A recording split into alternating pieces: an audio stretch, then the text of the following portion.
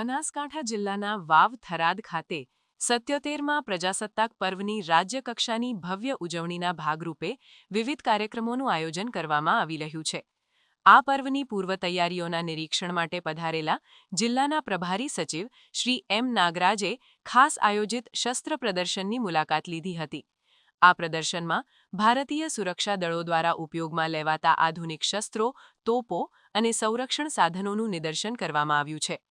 પ્રભારી સચિવે દરેક વિભાગની બારીકાઈથી મુલાકાત લઈ સુરક્ષા દળોની ટેકનોલોજી અને જવાનોની સજ્જતા વિશે ઊંડાણપૂર્વક માહિતી મેળવી હતી।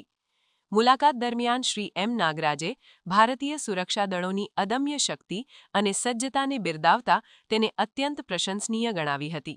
તેમણે જણાવ્યું હતું કે આવા પ્રદર્શનો દ્વારા સામાન્ય નાગરિકો અને ખાસ કરીને યુવા પેઢીને દેશની સૈન્ય શક્તિનો પરિચય થાય છે અને તેમનામાં રાષ્ટ્રભક્તિનો સંચાર થાય છે। આ પ્રદર્શનમાં સરહદ સુરક્ષા દળ અને ગુજરાત પોલીસના વિશેષ એકમો દ્વારા પ્રદર્શિત કરાયેલા શસ્ત્રો આકર્ષણનું કેન્દ્ર બન્યા છે। પ્રભારી સચિવે આયોજનની સુદૃઢ વ્યવસ્થા બદલ વહીવટીતંત્ર અને સુરક્ષા એજન્સીઓને અભિનંદન પાઠવ્યા હતા। વાવ થરાદમાં યોજાનારા આ રાજ્યકક્ષાના મહોત્સવને લઈને સમગ્ર જિલ્લામાં અનેરો ઉત્સાહ જોવા મળી રહ્યો છે। પ્રજાસત્તાક પર્વની મુખ્ય ઉજવણીમાં રાજ્યના રાજ્યપાલ અને મુખ્યમંત્રીશ્રીની ઉપસ્થિતિ રહેવાની હોવાથી સુરક્ષા અને પ્રોટોકોલની તમામ તૈયારીઓને આખરી ઓપ આપી દેવામાં આવ્યો છે।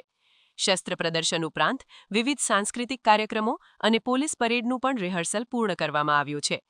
બનાસકાંઠાની સરહદી ભૂમિ પર યોજાનારો આ રાષ્ટ્રીય મહોત્સવ સીમાવર્તી વિસ્તારોના વિકાસ અને રાષ્ટ્રીય અખંડિતતાનો મજબૂત સંદેશ પાઠવશે।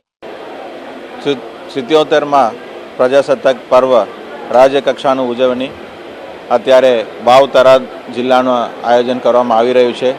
આ ભવ્ય ઉજવણીમાં રાજ્ય સરકારના તરફથી માનનીય ગવર્નરશ્રી અને માનનીય મુખ્યમંત્રીશ્રી આખી રાજ્ય સરકારના વહીવટી તંત્ર અહીંયા ઉપસ્થિત રહેવાના છે।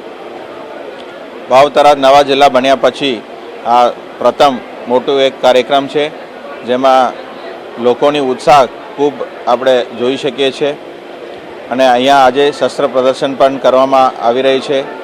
એ સિવાય લોકોને ઉત્સાહ દરેક કાર્યક્રમના જે તૈયારીમાં એ લોકો ભાગીદારી બતાવે છે અને આ ઇન્ટિરિયર અને પછાત વિસ્તારના નવા જિલ્લાના દરજ્જો આપીને રાજ્ય સરકારે જે વિકાસ માટેની મુહિમ લીધું છે એનું સાચા અર્થમાં હવે લોક સુધી પહોંચાડવાનું જે તબક્કો છે આવી ગયું છે અને આ જે કાર્યક્રમ છે એમાં અલગ અલગ પ્રદર્શન પણ કરવામાં આવી રહી છે, કૃતિઓ પણ રજૂ કરવામાં આવી રહી છે, સાંસ્કૃતિક કાર્યક્રમોનું પણ આયોજન છે।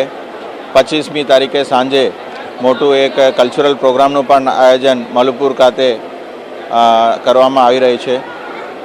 માનનીય મુખ્યમંત્રીશ્રી દ્વારા સવારથી 25 તારીખના રોજ કાલે સવારથી અલગ અલગ ભૂમિપૂજનના કાર્યક્રમ, જીએડીસીના ઉદ્ઘાટન અને જિલ્લા વહીવટી તંત્રના જિલ્લા સેવા સદનનું પણ ભૂમિપૂજનના કાર્યક્રમ પણ થવાનું છે। એટલે જિલ્લાનું જાહેરાત થયા પછી તરત જ જિલ્લા સેવા સદનનું કામ પણ ઝુંબેશના રૂપે સ્થાનિક વહીવટી તંત્ર દ્વારા ઉપાડવામાં આવી છે।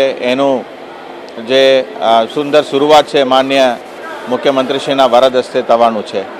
આના લીધે વાવ થરાદ અને આ વિસ્તારમાં સુઈગામ જેવા અંતરિયાળ તાલુકા, સીમાડો અને સીમા વિસ્તારમાં આજે વિકાસનું દોડ હવે વેગ આવશે અને આરોગ્ય, શિક્ષણ, ઔદ્યોગિક વિકાસ, યુવાનો માટેનું કારકિર્દી બનાવવા માટેનું તક અને એમનું નોકરિયાત અને ખેતીવાડી બધા વિષયોમાં સરકાર જ્યારે બહાર આપી રહ્યું છે તો આ 77મા પ્રજાસત્તાક દિવસ એનું એક પ્રતીક રૂપે આપણે સૌને મળી આવે છે અને લોક ભાગીદારી ખૂબ વધારે છે અને લોકોની ઉત્સાહ પણ અને ઉમંગ સાથે લોકો પણ જોડાય છે।